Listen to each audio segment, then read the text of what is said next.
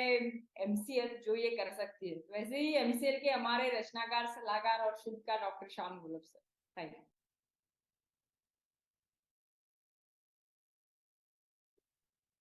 Thank you madam. दोस्तों नमस्कार, मैं डॉक्टर श्याम गोलब फिर से एक बार आपका इस ट्रेनिंग सेशन में स्वागत करता हूं।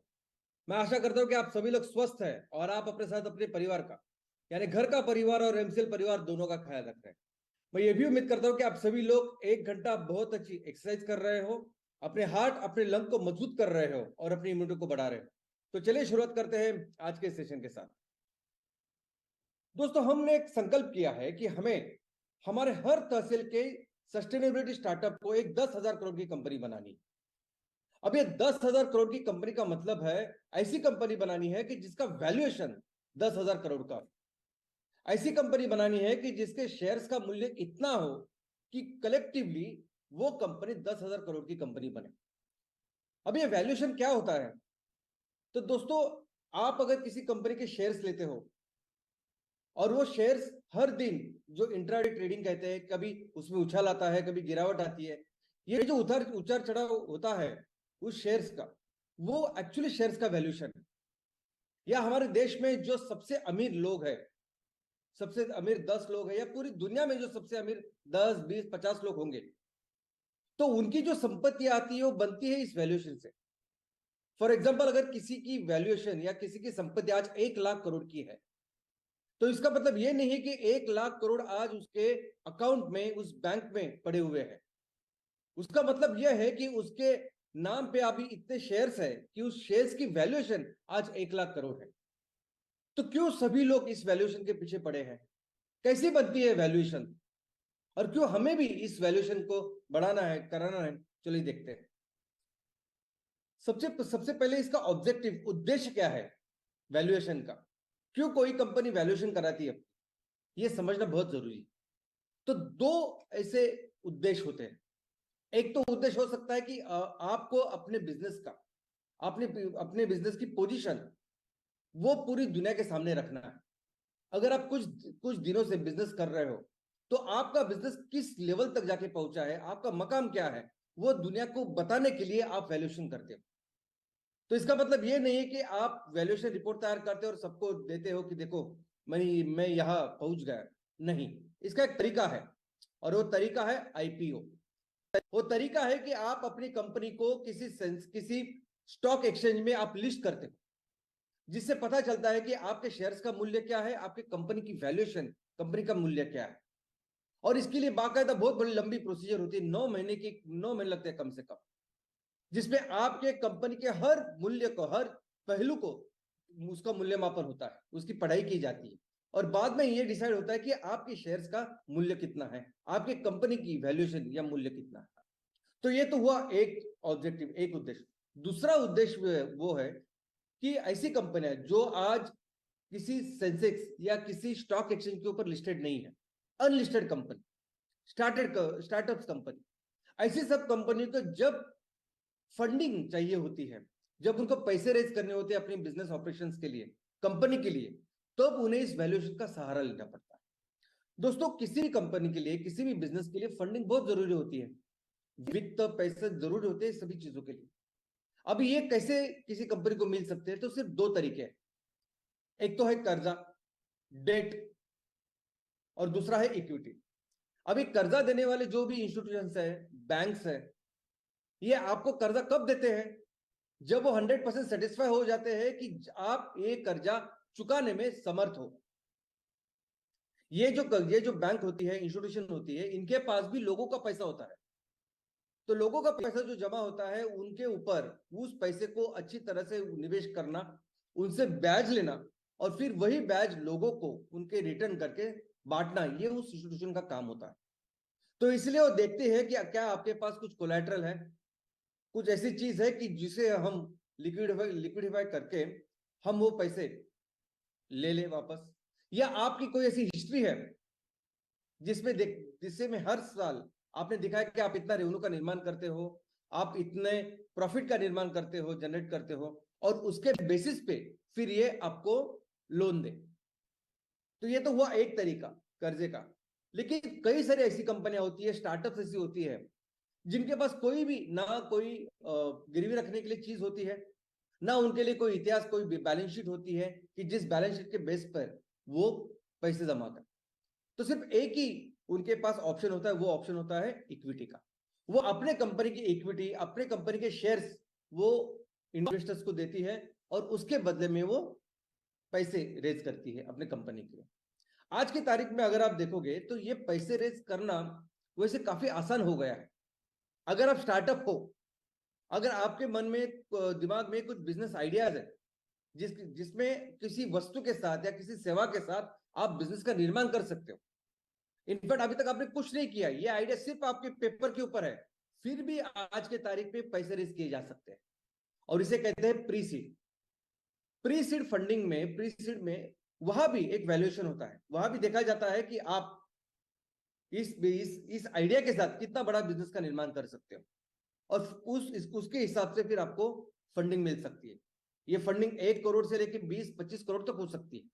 और इस फंडिंग का उपयोग किसके लिए होता है? सिर्फ और सिर्फ आपका वो प्रूफ ऑफ कंसेप्ट, आपका वो प्रोटोटाइप वो तैयार करने के लिए, वो डेमो तैयार करने के लिए, छोटा सा, कि मैं जो बोल रहा हूं कि इस प्रोडक्ट के साथ या इस सेवा के साथ ये बन सकता है। यानी नेपियर ग्रास के साथ ये एमकोल या एम कुकिंग सिस्टम बन सकती है। इसका प्रोटोटाइप, इसका एक छोटा सा small demo, proof of concept तैयार करने के लिए लोग पैसे देते हैं। और ये होने के बाद नेक्स्ट स्टेज क्या आती है?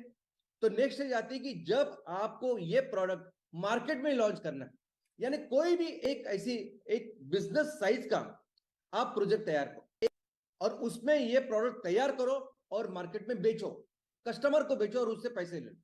अभी ये सबसे महत्वपूर्ण ऐसी स्टेज होती है कि जिसमें आप अपने उस आइडिया के साथ, उस प्रोडक्ट के साथ आप मार्केट में वो प्रोजेक्ट तैयार करते हो, उस प्रोजेक्ट के साथ वो प्रोडक्ट मैन्युफैक्चर करते हो, कस्टमर्स को देते हैं और पैसे कमाते हैं। यानी पूरी बिजनेस साइकिल आप पूरी करते हो। अभी ये एक बार किया, यानी एक बार आपने किसी भी प्रोजेक्ट को, किसी भी वस्तु को, जैसे हम कहते हैं कि नेपियर ग्रास के साथ हमने ये एम कुकिंग सिस्टम बनाई और ये बेची और उसके साथ कस्टमर्स को हमने ये वैल्यू क्रिएशन किया। ये यहां तक एक्चुअली प्रमोटर्स का काम होता है। उसके बाद जो होता है वो सिर्फ होता है एक्सपेंशन, एक्सपेंशन, एक्सपेंशन। यानी ये जो एक जगह पे आपने प्रोजेक्ट पूरा किया है, उस प्रोजेक्ट को, उस बिजनेस को फिर आगे बढ़ाने का काम जो स्पेशलिस्ट करते हैं। और उसमें लगती है फंडिंग। तो अलग अलग लेवल पे फंडिंग आती, जिसमें series A, series B, series C, इस तरह उनके नाम दिए गए हैं।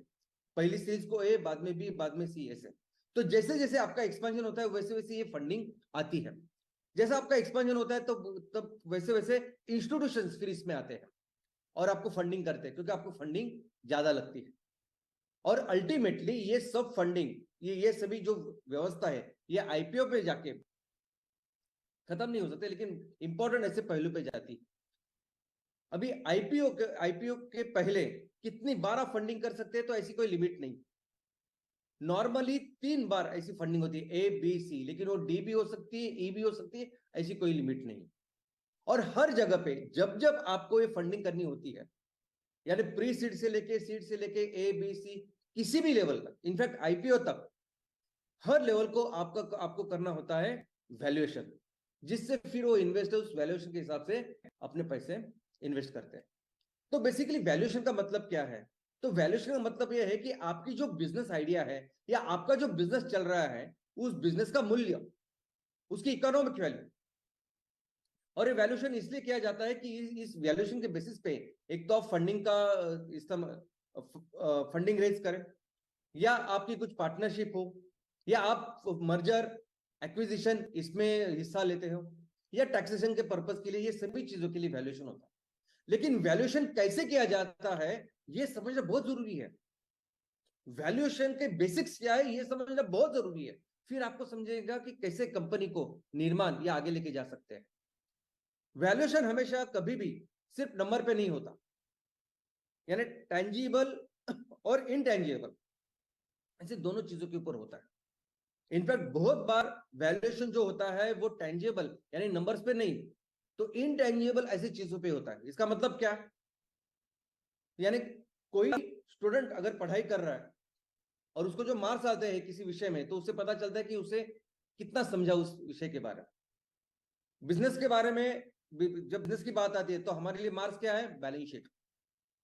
तो आपकी बैलेंस शीट है, आपके नंबर्स है, वो दिखाई दे, वो दिखाते हैं कि आप क्या बिजनेस कर रहे हो, आप कितना बिजनेस कर रहे हो। ओके, लेकिन बहुत सारी ऐसी चीजें हैं जो नंबर्स में हम एक्सप्रेस नहीं कर सकते, जिसमें सबसे इंपॉर्टेंट है विजन और मिशन।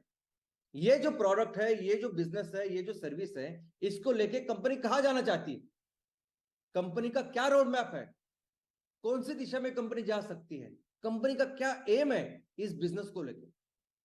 और सबसे इंपॉर्टेंट यह है कि जिस दिशा में कंपनी जाना चाहती है, जो विजन और मिशन कंपनी ने रखा है, उसकी बागडोर किसके हाथ में है, कौन है उस कंपनी को लीड कर रहा है, कौन उस कंपनी को उस दिशा में लेके जा रहा है, ये सबसे इंपॉर्टेंट होता है। अगर आप देखोगे तो आईपीओ में भी बहुत बहुत डिटेल में जो प्रोमोटर्स है उनके बारे में लिखा होता है कि प्रोमोटर्स कौन है, उनका बैकग्राउंड क्या है, कौन इस कंपनी को लीड कर रहा है, अगर ये कंपनी उस दिशा में जा रहे हैं तो उनके कोड ऑफ कंडक्ट क्या है, कौन से संस्कारों पर ये कंपनी काम कर रही है, वो कंपनी कुछ एथिकल वे में काम कर रही है, अनएथिकल वे में काम कर रही है, अगर उस ऑर्गेनाइजेशन में कितने सारे लोग काम करते हैं तो उनमें कोई कल्चर है कि नहीं, इन सभी चीजों को देखा जाता है। इनफैक्ट जब इंटरनेशनल फंडिंग की जाती है तब इंटरनेशनल लेवल पे ये चीजें ज्यादा देखते हैं, और इस सभी चीजों पे होता है आपका वैल्यूएशन। आप जो प्रोडक्ट तैयार कर रहे हैं उसकी समाज की, उसके कस्टमर को कितनी जरूरत है, आने वाले दिनों में उसकी क्या इंपॉर्टेंस, क्या बढ़ने वाली है, क्या होने वाला है, ये सब कुछ आता है वैल्यूएशन पे। अभी इसकी जो मेथड्स है अलग अलग, उसमें सबसे पहला एक सिंपल मेथड ये है मार्केट कैपिटलाइजेशन, मार्केट कैप जिसे कहते हैं। अभी सभी जो लिस्टेड कंपनियां हैं, अभी लिस्टेड कंपनियों में सिंपली अगर आपको शेयर्स का वैल्यू पता है और नंबर ऑफ शेयर्स आपको पता है, आई मीन आप उसकी इंफॉर्मेशन ले सकते हो, और टोटल करके मल्टीप्लाई करके आपको मिलती है मार्केट कैपिटलाइजेशन। जैसे अगर आपको टाटा मोटर्स से कितनी बड़ी कंपनी है ये आपको जानना है, तो सिंपली फिर आप टाटा मोटर्स के शेयर्स के आज की क्या वैल्यू है और टोटल नंबर ऑफ शेयर्स कितने हैं टाटा मोटर्स के, अगर वो आप देखोगे मल्टीप्लाई करोगे तो आपको आज की टाटा मोटर्स की वर्थ या टाटा मोटर्स की जो मार्केट कैप है वो आपको समझ में आएगी। तो सभी जो लिस्टेड कंपनियां हैं इनका ये तरीका बहुत आसान होता है, लेकिन अनलिस्टेड कंपनी के लिए ये तरीका हम अपना नहीं सकते। अनलिस्टेड कंपनी के लिए सबसे इंपॉर्टेंट जरूरी है ये टाइम्स रेवेन्यू मेथड। यानी क्या? तो ये कंपनी जिस सेक्टर में काम कर रही है, जिस प्रोडक्ट के साथ, जिस सर्विस के साथ काम कर रही है, वो आने वाले दिनों में टाइम के साथ उसका क्या इंपॉर्टेंस है। एक तो आज की तारीख में, आज के इकोसिस्टम में, आज कस्टमर्स को इसकी क्या इंपॉर्टेंस है, कितनी डिमांड है, कितनी जरूरत है, और आने वाले दिनों में ये डिमांड, ये जरूरत कैसे बढ़ने वाली है, क्या होने वाला है, इस मेथड के ऊपर जो वैल्यूएशन होता है इसे कहते हैं टाइम्स रेवेन्यू मेथड। जैसे ऐसा समझिए कि कोरोना का टाइम था, कोरोना के टाइम पे जब इनिशियली डेज में जो बहुत बड़ा प्रॉब्लम वो था, और अगर कोई कंपनी उस टाइम में कोई वैक्सीन लेके आती, कोई टीका लेके आती, तो कितना जरूरी होता। भले ही वो टीका, वो वैक्सीन उन्होंने सिर्फ 100 लोगों के ऊपर किया हो, उन्होंने सिर्फ 100 लोगों के ऊपर, 1000 लोगों के ऊपर किया हो, लेकिन तो उसके नंबर शायद कम होंगे, लेकिन अगर 100 लोग, 1000 लोग अगर इम्यून हो जाते हैं उस कोरोना के इन्फेक्शन के लिए, तो इसका मतलब उस कंपनी का, उस वैक्सीन का कितना इंपॉर्टेंस है, और फिर वैल्यूएशन कितना होगा। वैल्यूएशन आप नंबर के साथ तो बिल्कुल कंपेयर नहीं कर सकते। वैसे ही आज अगर बायोफिल में अगर एमसीएल काम कर रही है और अगर फोसाइल फ्यूल में कोई दूसरी बड़ी कंपनी काम कर रही है, तो भले ही आज फोसाइल फ्यूल में जो कंपनी काम कर रही है उसका वैल्यूएशन, उसका टर्नओवर, उसके नंबर्स भले ही बहुत ज्यादा हो, भले ही हर दिन करोड़ों रुपए का आज जो माल बेच रही हो, टर्नओवर कर रही है, प्रॉफिट कर रही है, लेकिन फिर भी जब वैल्यूएशन की बात आएगी तो दोस्तों एमसीएल जो प्रोडक्ट आज लेके मार्केट में आई है, ये प्रोडक्ट आज दुनिया को इस ग्लोबल वार्मिंग से बचाने के लिए, इस क्लाइमेट चेंज के ऊपर सबसे सबसे जरूरी ऐसा सोल्यूशन है। और ये सोल्यूशन आने वाले दिनों में सबसे इंपॉर्टेंट होने वाला है, कंपलसरी होने वाला है, इसके अलावा कोई दूसरा ऑप्शन ही नहीं है। और ये सोल्यूशन लेके एमसीएल जिस तरीके से काम कर रही है, जो एक्सपेंशन प्लान एमसीएल का है, जो बिजनेस स्ट्रेटेजी एमसीएल की है, इस लेवल पे अगर आप देखोगे तो एमसीएल का वैल्यूएशन किसी भी फोसिल फ्यूल की कंपनी के कंपैरिजन में बहुत बेहतर होने वाला है।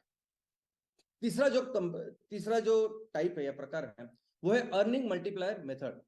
यानी जिस सेक्टर में आप काम करते हो, जिस वस्तु और सेवा के साथ आप काम कर रहे हो, उस सेक्टर में और कितनी सारी कंपनियां काम कर रही, तो उसके कंपैरिजन में आपका परफॉर्मेंस कितना बेहतर है, ये एक पॉइंट होता है। और दूसरा पॉइंट होता है कि आप आने वाले दिनों में ये जो बिजनेस आप तैयार कर रहे हो, इस बिजनेस का साथ जो भी रेवेन्यू का निर्माण, एबिटा का निर्माण, प्रॉफिट का निर्माण कर रहे हैं, वो आने वाले दिनों में जब ये बिजनेस मल्टीप्लाई होगा तो कितना होगा। इन दोनों मुद्दों को लेके फिर इसका वैल्यूएशन होता है। आगे जो सबसे पॉपुलर मेथड है वो है डिस्काउंटेड कैश फ्लो मेथड। और ये वैल्यूएशन टिपिकली होता है इन्वेस्टर्स के लिए। कैसे? यानी ये कंपनी अगर आज के तारीख में ये बिजनेस कर रही है, इतना रेवेन्यू का, इतना प्रॉफिट का, एबिटा का निर्माण कर रही है, अगर मैं आज इसमें पैसा डालूं और 5 साल के बाद, 7 साल के बाद, 10 साल के बाद अगर ये कंपनी इस तरीके से मेरे पैसे के साथ ये इतने इतने लेवल तक पहुंचेगी, इतना रेवेन्यू का निर्माण, नंबर्स का निर्माण करेगी, तो उससे मेरा क्या फायदा होगा।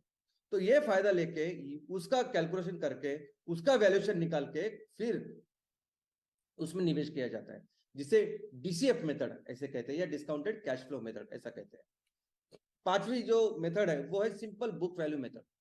यानी सिंपली आपके नंबर्स क्या है, यानी आपके बुक्स में, आपके बैलेंस शीट में जो भी नंबर्स है, आपका रेवेन्यू कितना है, प्रॉफिट कितना है, लायबिलिटी कितनी है, असेट कितने हैं, ये सब मुद्दों को लेके जो वैल्यूएशन का निर्माण होता है उसे कहते हैं बुक वैल्यू मेथड।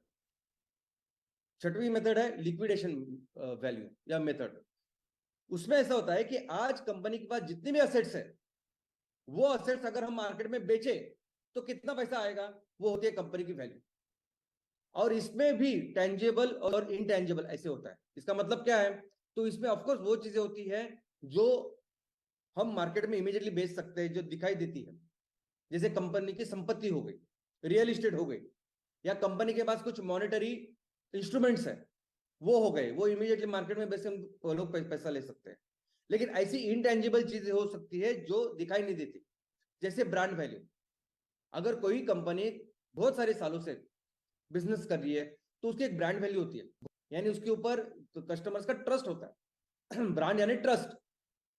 तो ये ट्रस्ट मेहनत करके कई सालों के बाद कमाया जाता है, और इस ट्रस्ट की भी एक वैल्यू होती है। इस ट्रस्ट के साथ जब आप बिजनेस करें, कोई भी निवेशक अगर आप उसके साथ बिजनेस करे तो उसे एक बहुत एडवांटेज मिलता है, तो उसकी एक इंपॉर्टेंट वैल्यू होती है। नॉलेज, नॉलेज एक बहुत इंपॉर्टेंट ऐसी इनटेंजिबल असेट्स है। अभी अगर किसी कंपनी के पास नॉलेज है, जैसे हमारे पास अब अभी प्रैक्टिकल कितना नॉलेज है, ये नॉलेज बहुत इंपॉर्टेंट होता है बिजनेस में इसको कन्वर्ट करने के लिए। बाद में हो सकता है कि आपके पेटेंट्स, आपके ट्रेडमार्क्स, गुडविल, ऐसे कई सारे इंटेंजिबल चीजें हैं जो चीजें का भी एक मूल्य है, बिकॉज हर एक चीज के साथ बिजनेस का निर्माण होता है। तो इन सभी चीजों को, इस सभी मूल्यों को एक साथ रख के फिर इस असेट का मूल्यमापन होता है, लिक्विडेशन की वैल्यू होती है, और उसके एक वैल्यूएशन किया जाता है। तो दोस्तों ऐसे कई सारे अलग अलग प्रकार है जो होते हैं, और अल्टीमेटली इन सभी चीजों के साथ, ये सभी चीजें कब होती है, जब आईपीओ के पहले निवेशक होते हैं, इन्वेस्टर होते हैं, उन्हें कंपनी में पैसे डालने होते हैं।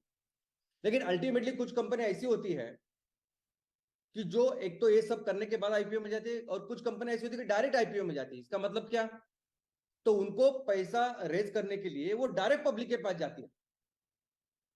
कोई भी कंपनी, ये सब अपने बिजनेस ऑपरेशंस के बाद पूरा वैल्यूएशन करके, जिस प्रोसेस को ऑलमोस्ट 9 महीने लगते हैं, जिसमें सरकारी और बाकी की सभी संस्थाएं होती है जो ये सब काम करती है, और इन शेयर्स के मूल्यों के साथ हम लोगों के पास जाते हैं, लोगों के पास जाते हैं, और उनको ऑलमोस्ट 25% तक अपने कंपनी के जो शेयर्स है वो ऑफर करते हैं। उसे कहते हैं इनिशियल पब्लिक ऑफरिंग, उसे कहते हैं आईपीओ। तो किसी भी निवेशक के पास नहीं, किसी भी इन्वेस्टर के पास नहीं, आप डायरेक्ट लोगों के पास जा रहे हैं और लोगों को वो शेयर्स देके आप फंड रेज कर रहे हैं, इसे कहते हैं आईपीओ। और उसके बाद फिर कोई भी साधारण व्यक्ति, कोई भी नॉर्मल जो पर्सन है, वो आपके शेयर्स खरीद सकता है, बेच सकता है, ट्रेड कर सकता है। उसके बाद अगर किसी कंपनी को लगे कि हमें फिर से कुछ फंडिंग की जरूरत है, और फिर से हम कंपनी का एक बड़ा चंक शेयर्स लोगों को देना चाहते हैं, तो फिर से वो वैसी स्कीम लेके आ सकता है, फिर से अपना एक बड़ा नंबर शेयर्स का लोगों को वो दे सकता है, जिसे कहते हैं फॉलो ऑन पब्लिक ऑफर, यानी एफपीओ। तो दोस्तों ये कंपनियां अलग अलग तरह के वैल्यूएशन होती है। अलग अलग तरह के लेवल पे वो वैल्यूएशन होता है, काम करती है, लेकिन पूरी दुनिया में वो कौन सा वैल्यूएशन है कि जिसमें लोग नाच करते हैं, रिस्पेक्ट करते हैं सबसे ज्यादा, और उस वैल्यूएशन के ऊपर कोई भी देश चाहता है कि मेरे देश में इतनी ज्यादा कंपनी इस वैल्यूएशन की हो, और उस वैल्यूएशन का नाम है यूनिकॉर्न। कोई भी कंपनी अगर यूनिकॉर्न कंपनी बन जाती है, यूनिकॉर्न वैल्यूएशन की बन जाती है, तो एक बहुत अच्छे रिस्पेक्टेड पोजीशन पे चली जाती है। और यूनिकॉर्न कंपनी किसे कहते हैं? जिस कंपनी का मूल्य, वैल्यूएशन, ये $1 बिलियन इतना होता है, $1 बिलियन। अभी 1 बिलियन यानी क्या? तो 1 बिलियन यानी 100 करोड़, $100 करोड़। लेकिन इस अमेरिकन डॉलर को अगर आप रुपीज में कन्वर्ट करो तो $1 का मतलब है 82 रुपए आज। तो इसका मतलब है ये 100 करोड़ का मतलब है 8,200 इंडियन रुपीज। तो कोई भी कंपनी आज अगर हमारे देश में 8,200 करोड़ की बन जाती है तो वो यूनिकॉर्न कंपनी बनती है। और ऐसी यूनिकॉर्न कंपनी दुनिया में कितनी है, इसके लिए एक स्पेशल रिपोर्ट प्रकाशित होता है, और उस रिपोर्ट को कहते हैं हरून ग्लोबल यूनिकॉर्न इंडेक्स। अभी हरून यानी क्या? तो हरून ये एक्चुअली एक पर्सन है जिनका नाम है रूपर्ट हुगरवर्थ, रूपर्ट हुगवर्थ ऐसा उनका नाम। अभी ये यूरोप में पैदा हुए ऐसे शख्स है, और इन्होंने ज्यादा टाइम फिर लंदन में, शंघाई में ऐसे काम किया, और कुछ साल से रिसर्च में काम किया, और बाद में कुछ साल से वो इस ग्लोबल, पहले रिच लिस्ट और यूनिकॉर्न इंडेक्स, ऐसे दो तरह के इंडेक्स हर साल वो प्रकाशित करते हैं, और उनका काफी अच्छा नाम है। और वे रूपर्ट का जो चाइनीज नाम है वो हुरन ऐसा है। तो ये जो हुरन ग्लोबल इंडेक्स है, ये इस साल भी अगर 2023 की आप इंडेक्स देखोगे तो इस साल इस इंडेक्स में भारत में कितने सारे यूनिकॉर्न है वो अगर आप देखोगे तो भारत आज के तारीख में तीसरे स्थान पे है।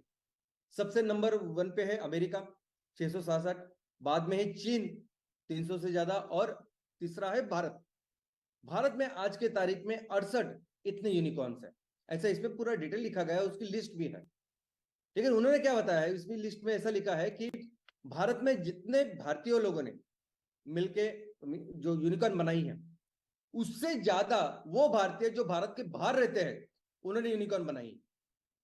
यानी 68 कंपनियां भारत के भारतीय लोगों ने जो बनाई है वो यूनिकॉर्न है भारत में।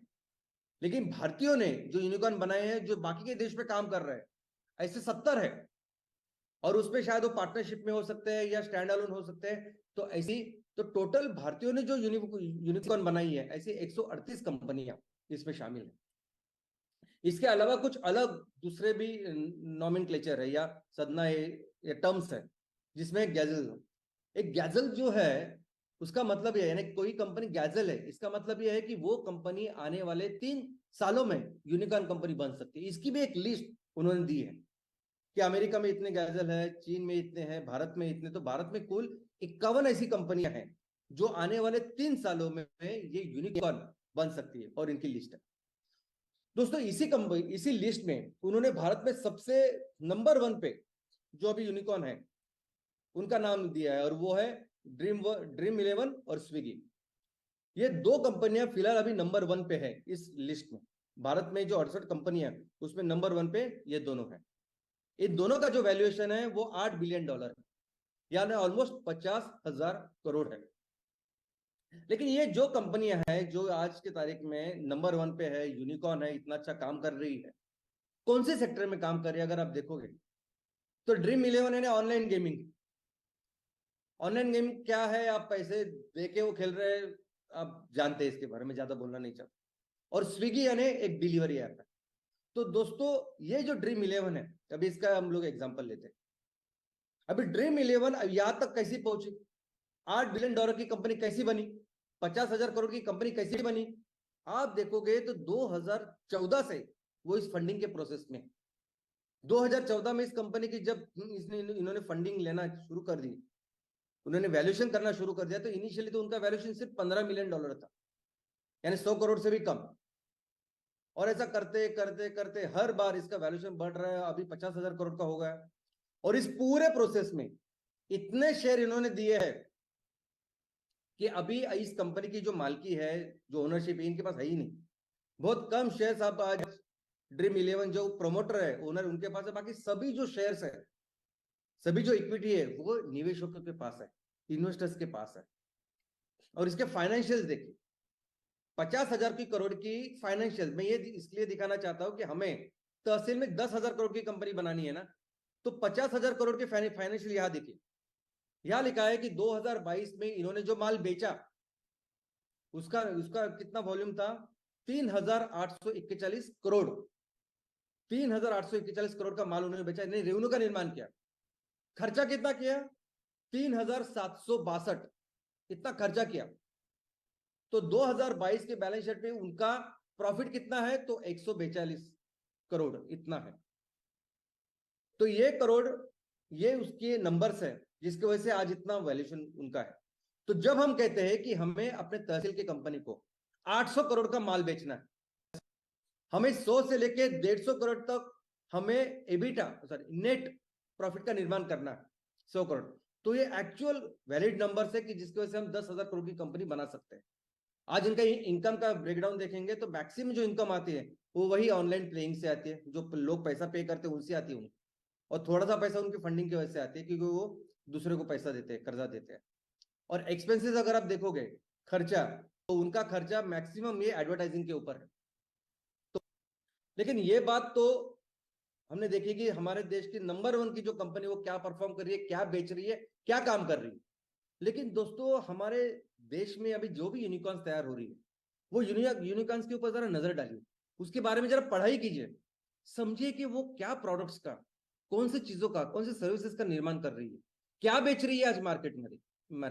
और ये जो काम कर रही है, ये जो बिजनेस वो कर रही है, इस रेवेन्यू और प्रॉफिट का निर्माण कर रही है, उससे हमारे लोगों के ऊपर क्या असर हो रहा है, वो जो 90% लोग हैं उनके ऊपर क्या परिणाम हो रहा है, या हमारे जो किसान हैं, हमारी एग्रीकल्चर अर्थव्यवस्था आज भी है, आज भी 60% लोग आज एग्रीकल्चर पे डायरेक्टली इनडायरेक्टली ऊपर डिपेंडेंट है। तो क्या ये अच्छा परिणाम उस एग्रीकल्चर के ऊपर कर रहे हैं कि नहीं? हमारे महिला बचत गट हो, युवा हो, उसके ऊपर क्या फर्क पड़ रहा है उसका? तो आप देख सकते हो कि इस 2023 में ये जो कंपनियां यूनिकॉर्न बनी है, वो क्या काम करती है, देखते हैं। हर कंपनी के बारे में हम डिटेल कर सकते हैं, इंफॉर्मेशन उसके बारे में डिस्कस कर सकते हैं, और आपको पता चलेगा। अभी इसमें जो पहली कंपनी है फ्रैक्टल, ये कंपनी एआई में है, आर्टिफिशियल इंटेलिजेंस में। लेकिन ये कंपनी 100% यूएस बेस्ड है। हमारे भारतीय लोग, कुछ लोग वहां गए हैं और उन्होंने अमेरिका बेस्ड एक कंपनी है जो भारतीय यूनिकॉर्न करके अभी लिस्टेड है, लेकिन 100% यूएस बैक, 100% अमेरिकन के सपोर्ट से ये कंपनी बनी है जो एआई में काम करती है। दूसरी कंपनी लीड, ये कंपनी जैसे बायजूस है, जैसे वो ऑनलाइन पढ़ाती है, वैसे ही ऑनलाइन पढ़ाने वाली ये कंपनी है।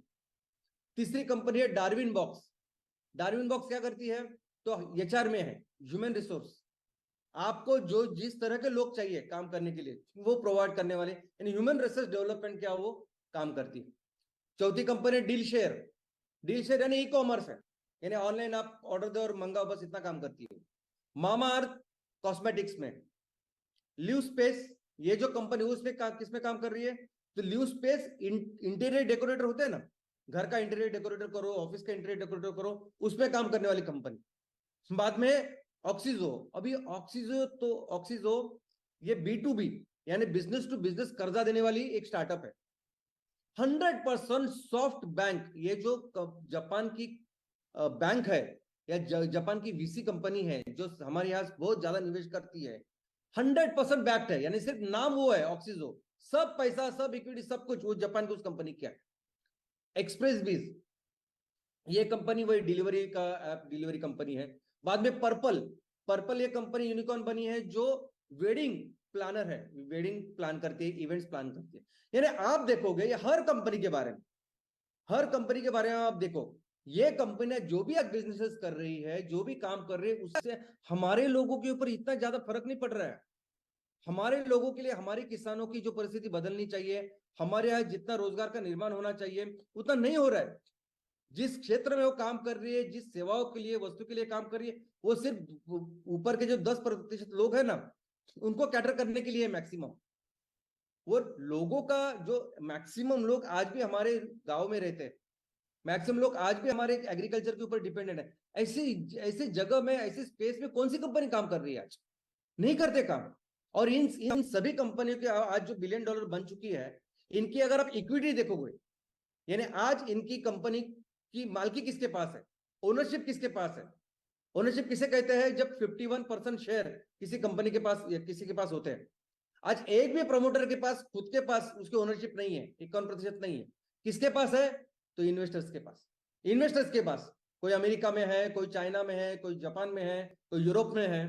यानी ये कंपनियां यूनिकॉर्न बन रही है, ये कंपनियां इतना सारा माल बेच रही है, रेवेन्यू का निर्माण कर रही है, प्रॉफिट का निर्माण कर रही है, और ये प्रॉफिट सब कुछ जनरेट करके अल्टीमेटली कहां जा रहा है? निवेशकों के पास, इन्वेस्टर्स के पास, बाहर के लोगों के पास।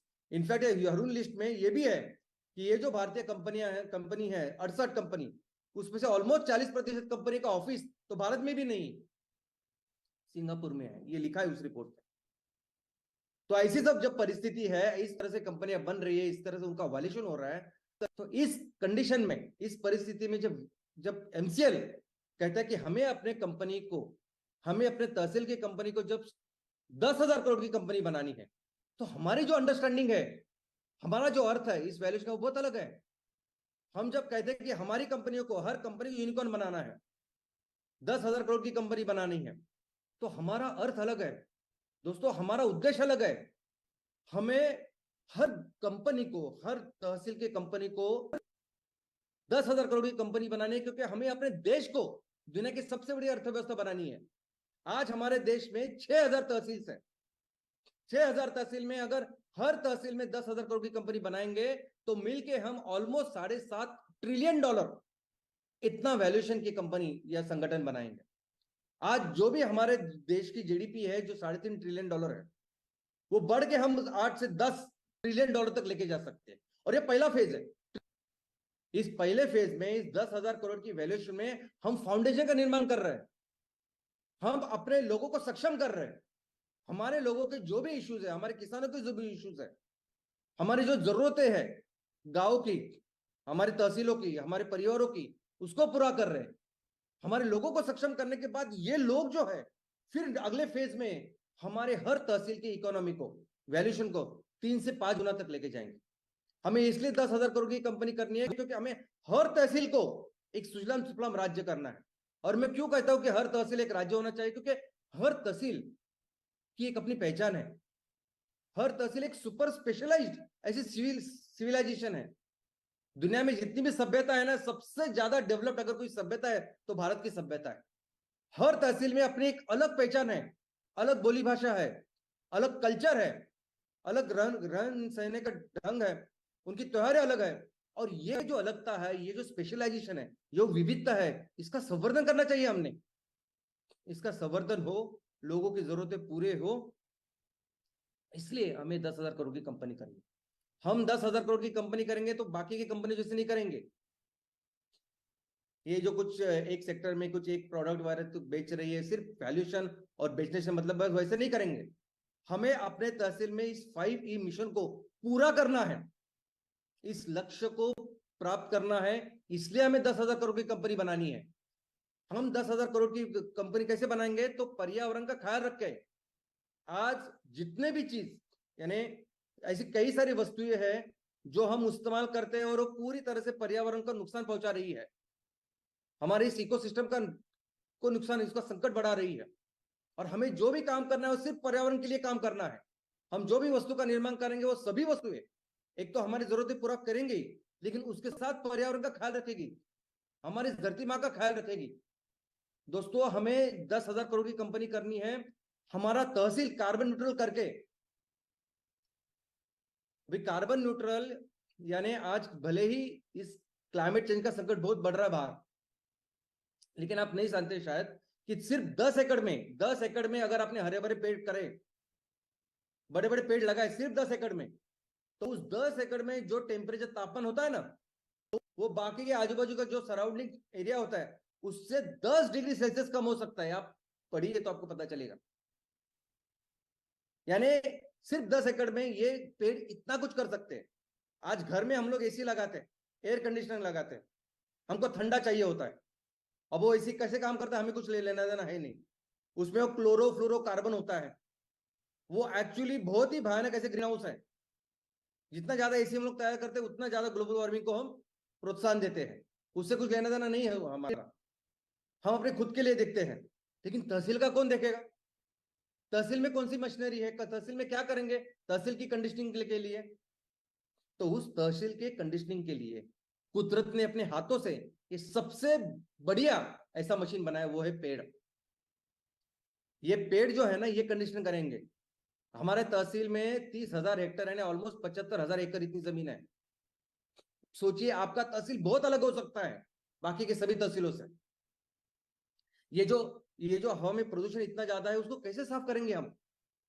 ऐसी कौन सी मशीन है जो कार्बन डाइऑक्साइड अंदर लेती है और शुद्ध हवा बाहर देती है? कोई मशीन नहीं सिवाय पेड़ के। अगर हमारे तहसीलों को अगर पानी में स्वयं पूर्ण करना है, तो सबसे बढ़िया यानी हर एक बूंद को जमीन में लेके जाना, इसका काम करने वाली अगर पाइपलाइन कोई है तो वो पेड़ है। जिससे और बस इसी दिशा में काम करके हमें 10,000 करोड़ की कंपनी बनानी है। हमें 10,000 करोड़ की कंपनी बनानी है ऐसे कि हर एक व्यक्ति को, हर एक जरूरतमंद को काम मिले। हर एक युवा, महिलाएं, आदमी जो भी हो, उनको काम मिले। उसको किसी को भी जरूरत ना पड़े अपना गांव, अपना शहर, अपना तहसील छोड़ के जाने की। वैसे काम करेंगे और 10,000 करोड़ की कंपनी बनाएंगे। उन प्रोडक्ट्स का निर्माण करेंगे। कौन से प्रोडक्ट्स का? तो हमारे तहसील में हमारे किसान कौन सी चीज तैयार करते हैं, तो उन चीजों को रॉ मटेरियल करके, इस्तेमाल करके कौन सी चीज हम तैयार कर सकते हैं, तो वो चीज तैयार करेंगे। हमारे महिला बचत गट कौन सी चीज मैन्युफैक्चर कर सकते हैं, तो वो चीज बेचेंगे। इन लोगों को, ये लोग जो जानते हैं, जो कर सकते हैं, वो चीजें बेच के हमें 10,000 करोड़ की कंपनी बनानी। हर घर को, हर जरूरतमंद घर को एक अच्छा सस्टेनेबल इनकम मिलना चाहिए। उसके लिए क्या करना होगा? कहाँ रहते हैं ये लोग, क्या उनकी प्रॉब्लम है, क्या कर सकते हैं ये? तो वो करके वो उस वस्तुओं का, उस उत्पादनों का निर्माण करके हमें 10,000 करोड़ की कंपनी बनानी। दोस्तों, हमें अपने तहसील में मैक्सिमम इस बायोफ्यूल का निर्माण करना है और पूरी दुनिया को बेचना है। हमने एमसीएल ने जब ये एमकोल एमसीएनजी की शुरुआत की, उसके पहले अगर आप किसी को भी पूछते कि नेपियर ग्रास कितना आता है प्रति हेक्टेयर, तो कोई भी आपको बोल देता 300 टन पर आए। अभी आप सभी जानते हैं, अभी पूरी दुनिया बोल रही है जब हमने इतना काम करने के बाद कि 500 टन पर हेक्टेयर तो आता ही आता है। लेकिन हमारे जो एचओडी है, हमारे कंडूबरे साहब जो है, हमारे टीम के एचओडी जो है, जो इस विषय में काम करते हैं, उन्होंने तो प्रति हेक्टर 1860 टन आता है ये दिखाया। इजराइल कम से कम पानी में, कम से कम जगह में कितना ज्यादा उत्पादन कर सकता है, ये उसने पूरी दुनिया को दिखाया है। वैसे ही आने वाले दिनों में धीरे धीरे करके जब हम फेज 2 में जाएंगे, तब इसमें हर एक जमीन से कितना ज्यादा बायोफ्यूल का निर्माण कर सकता है, उतना हमें करना है और अपने कंपनी का वैल्यूएशन हमें बढ़ाना है। दोस्तों, अभी ये वैल्यूएशन जो करना है हमारे तहसील का, इसका ब्लूप्रिंट कैसे होगा, कैसे इसका रोड मैप बनेगा, कौन बनाएगा इसका रोड मैप? तो कौन जानता है हमारे तहसील के बारे में? कौन जानता है कि मेरा तहसील गांव पहाड़ों के ऊपर है, जंगल में है, समुद्र के किनारे है या रेगिस्तान में? कौन जानता है? कौन जानता है कि मेरे यहाँ के जो किसान है वो क्या काम करते हैं, क्या उत्पादन करते हैं? कौन जानता है कि जो हमारे जो लोग हैं वो किसमें अच्छा गए हैं, कि कौन से अच्छी काम कर सकते हैं? कौन जानता है कि हमारे यहाँ जो महिला बचत गट है वो ये एक चीजें करती है? कौन? आप जानते हो, ये आप हो लोग हैं जो इसकी ब्लूप्रिंट रोड मैप बना सकते हो। ये जो हमारे एमएसएस प्रमोटर है, हमारे सभी एमयूपी ये जो उद्योजक है, ये सब करेंगे। और कैसे करेंगे? कैसे ये सब लोग मिलके इसका रोड मैप तैयार करेंगे, ब्लूप्रिंट तैयार करेंगे? तो उसकी चिंता मत करिए आप, मैं बताऊंगा ना आपको सिर्फ मैं जो बताऊंगा वो सिर्फ आप काम करिए। आप सिर्फ, हम जो भी काम करेंगे, अभी इसकी शुरुआत कैसे करेंगे? तो हम शुरुआत करेंगे हर तहसील में ऐसी चीजों के साथ जो ऑलमोस्ट हर जगह चाहिए। कहीं भी आपका तहसील हो, जो कंपलसरी, जो इसेंशियल चीजें हैं उसके साथ शुरुआत करेंगे। हम शुरुआत करेंगे एम कुकिंग सिस्टम के साथ। अभी आपका तहसील कहीं भी हो, नॉर्थ से लेकर साउथ तक, हर घर को आज इस कुकिंग सिस्टम की जरूरत है। 43% लोग, परिवार ऐसे हैं कि जिनके पास तो कुछ है ही नहीं, उनको तो कंपलसरी चाहिए, जैसे उनकी आज परिस्थिति है। लेकिन जो आज एलपीजी का इस्तेमाल कर रहे हैं, आज उनको भी जरूरत है ना। एलपीजी के कंपैरिजन में एलपीजी के मुकाबले कितना बेहतर ही है। बाहर से लाने वाला एलपीजी जो इतना स्फोटक है, इसके लिए हम लोग इतना पैसा दे रहे हैं, और उसके ऊपर इतना पर्यावरण फ्रेंडली, पर्यावरण पूरक ये हमारा कुकिंग सिस्टम है। इसके साथ शुरुआत करेंगे जो हर घर को, हर तहसील की जिसकी जरूरत है। और अगर इस प्रोजेक्ट को लगने, यानी आज हमने चालू किया, अगर इसको 1 साल 1.5 साल लगता है ये सब प्रोजेक्ट पूरा होने के लिए और चालू होने के लिए, तब इमीडिएटली आज क्या कर सकते हैं? तो आज उन प्रोडक्ट के साथ शुरुआत कर सकते हैं जो प्रोडक्ट ऑलमोस्ट हर घर को लगते हैं, हर व्यक्ति को लगते हैं, इरेस्पेक्टिव आपका बैकग्राउंड कुछ। जैसे हमें साबुन लगता है, शैम्पू लगता है, वस्त्र लगते हैं, कपड़े लगते हैं, हमें फुटवेयर्स लगते हैं, ब्रश लगता है, यानी कितनी सारी ऐसी चीजें हैं ना जो इतनी बेसिक है, और हजारों मिलों पर बैठे हुए वो ईस्ट इंडिया कंपनी वर्जन 2 वो हमें बेच रही है। यानी आप कहीं भी जाओ, किसी भी छोटे छोटे गांव में, लेकिन उनके प्रोडक्ट्स आज वहां है और वो बेच रही। तो कंपलसरी रिप्लेस करेंगे ना ऐसी प्रोडक्ट्स को, इमीडिएटली करेंगे। ऐसे प्रोडक्ट के साथ जो हमारे गांव में, हमारे घर में तैयार होंगे, महिला बचत गट करेंगे, और जिसके लिए रॉ मटेरियल किसानों से आएगा, ऐसे प्रोडक्ट के साथ शुरुआत करेंगे और लोगों को कनेक्ट करेंगे इस 5E के साथ, इस मिशन के साथ। सिर्फ मुझे रोजगार चाहिए, मुझे पैसे चाहिए, वही नहीं, अमीर से अमीर भी लोग अगर आज है तो उनको पता है कि हम इस एनवायरनमेंट में जो काम कर रहे हो कितना जरूरी है, ये पर्यावरण कितना जरूरी है, वो भी कनेक्ट हो सकते हैं, हर कोई कनेक्ट हो सकता है। उनको भी चिंता है अपने आने वाली भविष्य की, अपने आने वाली जनरेशन की, हर कोई कनेक्ट हो सकता है। और सबसे इफेक्टिव चीज इन लोगों को कनेक्ट करने की अगर कुछ हो सकती है तो वो है सैटरडे सेशन। दोस्तों, बिजनेस एक बाजू है कि आप माल तैयार कर रहे बेच, लेकिन सैटरडे सेशन यानी मेरे गांव के लिए, तहसील के लिए मैं हर हफ्ते लोगों के लिए खड़ा हो रहा हूं, पर्यावरण के लिए, लोगों के इस इकोनॉमिक इंप्रूवमेंट के लिए। कौन करता है ये? कौन करता है? कौन हर हफ्ते खड़ा रहेगा उस गांव के लिए, उस तहसील के लिए? कोई नहीं। पहले दूसरे तीसरे हफ्ते शायद लोग आपकी तरफ देखेंगे नहीं, लेकिन एक बार जैसे आप कंसिस्टेंटली करेंगे, लोग आपको बिल्कुल जो आप बोलेंगे वो फॉलो करेंगे। कोई नहीं करता, क्योंकि ये कोई नहीं अपने इतने सिंसियरली गांव के लिए, तहसील के लिए खड़ा होता है जो हम करेंगे। हमें सिर्फ अपना काम अच्छी तरह से करना है, लोगों को समझता है सब, लेकिन सिर्फ उनको ये देखना होता है कि आप ये टेम्पररी टाइम पास कर रहे हो कि एक्चुअली दिल से ये आप करना चाहते। और एक बार करने का हो ये, उनको वो फेथ एक आपके ऊपर आ गया तो आपको छोड़ेंगे नहीं, हो कभी भी नहीं छोड़ेंगे। और प्रोडक्ट सेकेंडरी है फिर इस बार, यानी इस सैटरडे सेशन हो या बाकी इन चीजों की वजह से आप अपने सभी लोगों को अपने साथ जोड़िए, इस मिशन के लिए जोड़िए। ये जो कस्टमर्स है ना, आज 90% ऐसे लोग हैं जिनको जरूरत है हमारे इस कार्य की, काम की। लेकिन मैं तो कहता हूँ कि पूरे सभी को जरूरत है इस ग्लोबल वार्मिंग को रोकने के लिए। तो ये सभी जो लोग हैं ये हमारे साथ कनेक्ट हो सकते हैं, और आपका तो लक्ष्य है कि उनमें से 60 से 80% लोग हमारे साथ होने ही चाहिए। और ये लोग जब आपके साथ होंगे ना, तो ये फिर लोग आपके लिए वो सोचेंगे, ये लोग फिर हमारे तहसील के लिए वो ब्लूप्रिंट तैयार करेंगे, वो रोड मैप तैयार करेंगे, वो सब आइडियाज तैयार करेंगे और बताएंगे कि हमारे तहसील में सिर्फ 10,000 करोड़ नहीं, अभी आगे 50,000 करोड़ की जो कंपनी तैयार करनी है, इकोनॉमी व्यवस्था तैयार करनी है, वो कैसे तैयार करेंगे, क्या करेंगे। फिर आप नहीं रहेंगे, हजारों लोग आपके साथ रहेंगे जो इस काम करने में आपको योगदान देंगे। और दोस्तों, ये जो फेज है ना, पहला फेज, तो ऐसा समझे कि ये पहला फेज तो फाउंडेशन का फेज है। ये 10,000 करोड़ की कंपनी तो हम लोग बहुत ही छोटे छोटे सिंपल प्रोडक्ट्स तैयार करके भी कर सकते हैं, जो नंबर्स हमें करने हैं। 5,000 करोड़ का माल जो आज बेचा जा रहा है, उसमें से सिर्फ 600 से 800 करोड़ का माल बेचना है, तो कर सकते हैं, हमारे लोग कर सकते हैं। ऐसे लोग कितने लोग हैं। लेकिन इसके वजह से जो फाउंडेशन बनेगा, इसकी वजह से जो लोग सक्षम होंगे, कैपेबल हो गए कंट्रीब्यूट करने के लिए, उसके साथ फिर शुरू होगा फेज 2। उसके साथ फिर आपके तहसील की हर कंपनी को हमें 3 से 5 गुना बढ़ाना है। हमारे तहसीलों में इतना कुछ कुदरत ने दिया है, हमारे पास इतने सारे रिसोर्सेस है कि हम उतने वैल्यूएशन की कंपनी बना सकते हैं, ऐसी चीजें बना सकते हैं कि जो चीजें दुनिया को जरूरत है उसकी, जो सिर्फ भारत में बनेंगे, जो सिर्फ भारत उनको देगा। और फिर हम बताएंगे कि एक्चुअल पोटेंशियल क्या है। ये फिर यूनिकॉर्न यूनिकॉर्न नहीं, शेर तैयार होंगे हर तहसील में। हर तहसील एक सुजलाम सुफलाम एक राज्य होगा, और मिलकर फिर हम फिर से हमारे देश को दुनिया की सबसे बड़ी अर्थव्यवस्था बनाएंगे, हमारे देश को दुनिया का सबसे महान राष्ट्र बनाएंगे। जय हिंद, जय एमसीएल।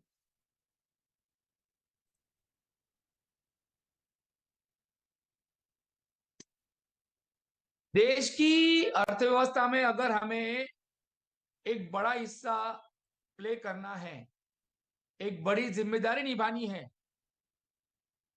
तो हमें एग्जैक्टली किस राह पे चलना होगा। हम लोग एक आम भारतीय से लेकर एक खास भारतीय तक कैसे बने, उसके लिए हमारे दिमाग में एग्जैक्टली क्या सोच होनी चाहिए, वो श्याम सर ने हमें आज एक और बार बड़ी बारीकी समझाया। So good morning MCL India परिवार, और शुक्रवार शाम से का ट्रेनिंग वेबिनार। जी हाँ, हमारी सोच पे एक जोरदार प्रहार। सोचिएगा कि एक एक चीज को आपके अंदर उद्योजकता आने के बाद, एक उद्योजक जो होता है वो अपनी सेवा या वस्तु बेच के खुश होता है, बट क्या उससे वो अपने तहसील में, अपने लोगों में कुछ बदलाव ला पाता है? नहीं ला पाता है। वो शायद अपने फैमिली के लिए, अपने बच्चों के लिए कुछ कर गुजरता होगा, पर श्याम सर ने हमें जो बताया वो सोच को अगर हम समझे, उसको जाने, और उद्योजक होने के बाद उस सोच के हिसाब से अगर हम काम करें तो हम इतिहास रच सकते हैं। जी हाँ, जैसे स्लाइड में श्याम सर ने कहा है, मेक इंडिया ग्रेट अगेन, उसके सोच की जरूरत है। और वो सोच श्याम सर ने बड़ी बारीकी से, बड़ी टेक्निकल चीजों को भी बड़ी बारीकी से समझाया है। समझ लीजिए, जानिए, बताइए और सजेशन करिए, अपने लोगों के अंदर वो बात डालिए। Challenges are a part of all entrepreneurs in their entire journey of entrepreneurship. But उसमें अगर आपको कुछ जवाब चाहिए, सॉल्यूशन चाहिए, तो वो आप हैं और आपकी सोच है। उसको और एक बार श्याम सर ने बड़े स्ट्रांगली अंडरलाइन किया। अपने पोटेंशियल को जानिए, अपने पोटेंशियल को उजागर कीजिए, पोटेंशियल पे काम करिए, ये उनका थॉट है। नमन गुप्ता जी की स्टोरी जो प्राचार्य ने बताई, कितना सिंपल सी सोच, एक सोच इंसान को कहां से कहां ले जाएगी, उसका उदाहरण नमन गुप्ता है। और ऐसे बहुत नमन गुप्ता जी हमारे एमसीएल में है। हमें उनको जगाना पड़ेगा, हमको लीडर बनना पड़ेगा तहसील लेवल पे, और अपने एमपीपी को बनाना पड़ेगा। ये थॉट बहुत इंपॉर्टेंट है। That is only way we can make India great again. So thank you very much for here, for one more time, for important time, जब पूरा देश गणेश उत्सव की फेस्टिवल में है, और फेस्टिवल का समय शुरू हो चुका है इंडिया में, भारत में। तो उन फेस्टिवल में जब सेलिब्रेट कर रहे हो, तो इस विचारों का भी एक फेस्टिवल आपके दिमाग में जारी रखिए, और उस तरह से हम इंडिया को आगे बढ़ाएं।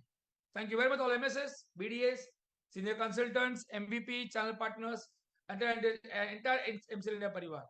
मैं और एक बार बड़ी शान से कहूंगा, जी हाँ, हम सबको इस देश की मिट्टी का वास्ता है, और एमसीएल ही सुजलाम सुफलाम भारत का रास्ता है। जय हिंद, जय MCL. Thank you very much doctor लवेश sir. And दोस्तों, फिर एक बार मैं आप सभी लोगों को याद दिलाना चाहता हूं कि चैट बॉक्स में जो लिंक आप लोगों के साथ में शेयर की गई है, उस लिंक के ऊपर जाकर आपका फीडबैक हमारे साथ शेयर करना ना भूलिएगा। याद रखिए, आपका फीडबैक हमारे लिए बहुत ही महत्वपूर्ण है। दोस्तों, चलिए हम शुक्रिया अदा करते हैं प्राची मैडम का, जिन्होंने फिर एक बार हमें एक ऐसी इंस्पायरिंग स्टोरी बताई। एक युवा, हमारे ही देश में पला बड़ा एक युवा, किस प्रकार से बढ़ती हुई इस प्रदूषण के ऊपर किस तरह से एक अनोखे रूप में उसने एक सॉल्यूशन ढूंढा है, और उससे सिर्फ वो सॉल्यूशन पर्यावरण के लिए नहीं, बल्कि हमारे लोगों के लिए भी किस प्रकार से काम आ रहा है। जो आज पिछड़ा हुआ वर्ग है, उन्हें रोजगार दिलाने का काम वो कर रहा है। और इसीलिए हम आज हमारे हर तहसील में ऐसे नमन गुप्ताओं को ढूंढने की हमारी जरूरत है। Thank you very much Prachi madam.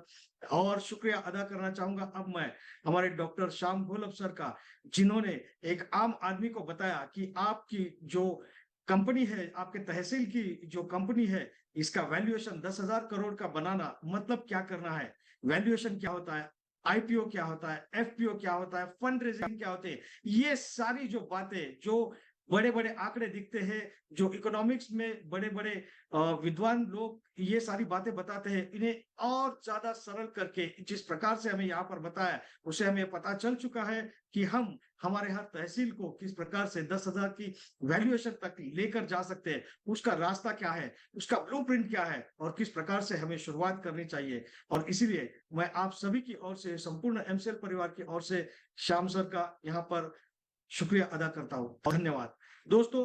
इसी के साथ हमारे सभी एमएसएस प्रमोटर्स, हमारे सभी जो नेशनल लीडर्स है, हमारे बीडीएस है, हमारे एमवीपी, हमारे चैनल पार्टनर, हमारे सभी स्टेक होल्डर्स जो हमारे इस एमसीएल परिवार के साथ में जुड़े हैं तन मन धन के साथ में, तो दोस्तों इन सभी का भी मैं शुक्रिया अदा करना चाहूंगा। और मैं ये बताना चाहूंगा कि जो ब्लूप्रिंट हमें दर ब दिन और हर हफ्ते यहाँ पर सुनने को मिलती है, ये सारी बातें हमें इम्प्लीमेंट करनी चाहिए हमारे डे टू डे लाइफ में। तो चलिए उठते हैं और काम पे लगते हैं, और जो सपना हमने साथ में मिलकर देखा है उसे और आसान बनाते हैं और हासिल करते हैं, और फिर एक बार बनाते हैं हमारे इस देश को सुजलाम सुफलाम। और इसी के साथ में मैं मंगेश शेलार, आपका होस्ट, यहाँ पर आप सभी को ये रिक्वेस्ट करूंगा कि आप अपना और संपूर्ण एमसीएल परिवार का सेहत का ख्याल रखिएगा। इसी के साथ आज का ये वेबिनार यहीं पर समाप्त हुआ। धन्यवाद। Recording